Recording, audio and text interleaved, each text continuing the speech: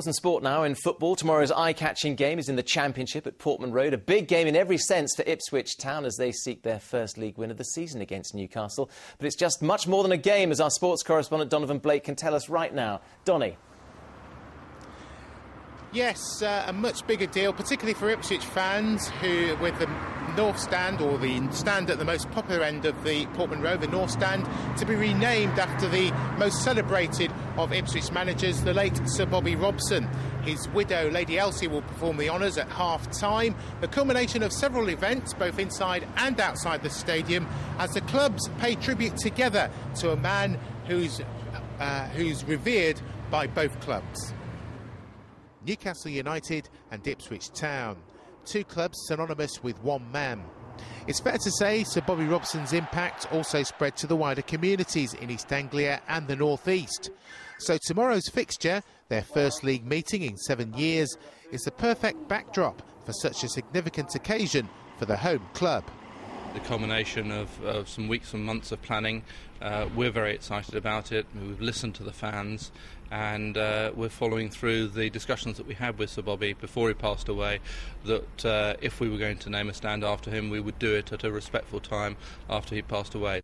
It's also a significant occasion for the club's former secretary. David Rose worked alongside Robson during his whole tenure at Portman Road, but he also oversaw the rebuilding projects of the North and South stands at the turn of the decade. Great fellow to work with, easy man to get on with. If he had any faults, it was the fact that he would never say no to anybody and went here, there and everywhere. But that was the man he was. He was an ambassador for the club and for football. Commemorative shirts like the Ipswich strip here will be worn by both sets of players in tomorrow's game. They'll be auctioned off later to raise funds for the Sir Bobby Robson Foundation, adding to the cash generated from sales of the commemorative scarves. Tomorrow's events will round off an emotional week for Sir Bobby's widow, Lady Elsie, their family and their friends, who joined together to celebrate his life in a service at Durham Cathedral and watched by fans in the centre of Ipswich. Occasion apart, it's a game Ipswich are desperate to win.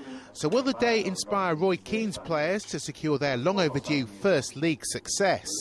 You've got to remember, we play the game to enjoy it anyway, and I always make that point to my players before any game. You have to go out and enjoy it, because trust me, nobody enjoys losing football matches, nobody, and we're the same as the supporters, it hurts us. It would certainly cap the day, but a victory in the manner associated with Robson's teams of the past will no doubt be a fitting tribute. Well, it's a 5:30 kick-off for Ipswich tomorrow evening, by which time the rest of the region's league clubs would have played, including Peterborough United. They secured their first league win last week and followed it up by beating Newcastle in the Carling Cup. Now Darren Ferguson wants more of the same at Blackpool. We've got quite a few league games. We've got to make sure we get up that table if we can. But at the moment, we've won 2 in the bounce, we're 6 unbeaten. So we're going into the games with a little bit more confidence, obviously, as you get from winning games. But we know it's a very difficult game at Blackpool Saturday.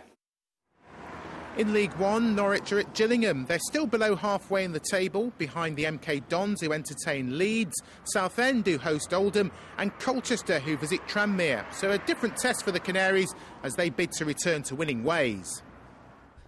No, it will be, but as I said, onus is on us to win the game. We're playing with a bit of confidence at the minute. And as I said, a tough game, but we're playing well enough to go and win. And caretaker Bossy and Sampson has another chance to halt Northampton's slide down League 2 at Shrewsbury.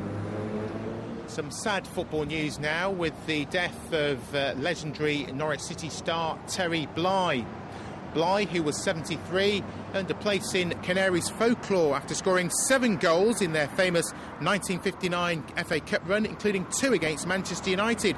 He also played for Peterborough, scoring more than 50 goals for Posh in their first season in the Football League. His feats earned him a place in both clubs' Hall of Fame. Finally, it's been a great start for both Northampton Saints and the Bedford Blues in rugby's top 2 divisions. Well, tomorrow, the Saints could go top of the Guineas Premiership with a win at home to Leeds. The Blues, meanwhile, face a huge test in the Championship against Bristol, who are relegated from the top flight.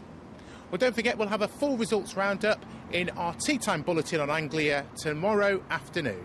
Look forward to that. Donovan Blake, thank you very much indeed. Well, we can return to our top story now, the car crash that's left 8 children and a teacher in hospital. Rhiannon Mills joins us again from Worlingham near Beccles in Suffolk. And Rhiannon, I gather you're beginning to hear some better news about the condition of the injured children now. Well, Jonathan, remember, this accident only happened around 4 hours ago, so it is an ever-changing picture that we're getting down here. But we are hearing that one of the girls and also one of the men involved in this accident are likely to be discharged from hospital, possibly in the next few hours. With the other people in hospital, the other children, we're hearing that they mainly have lower limb and pelvic injuries. Others are still being assessed, but obviously the injuries aren't life-threatening, which obviously is so important tonight. Now, the teacher earlier, the head teacher, was saying to us that so often you plan for these kind of situations, you have plans in place, but nothing can ever possibly prepare you for when this kind of emergency situation happens. Today, they've already had counsellors on site for people to talk to, and once again on Monday morning they're going to have counsellors in to talk to parents, teachers and of course more importantly the children, to make sure that everyone can come to terms with this horrendous event that happened this afternoon. Indeed. Rhiannon Mills in Worlingham, thank you very much for that. Well, there'll be more on that story in the national news. That's in a couple of minutes. Here's Mary Nightingale. That is all on the evening news with Alistair. Right, let's get to the very latest with the weekend weather. Here's Rachel.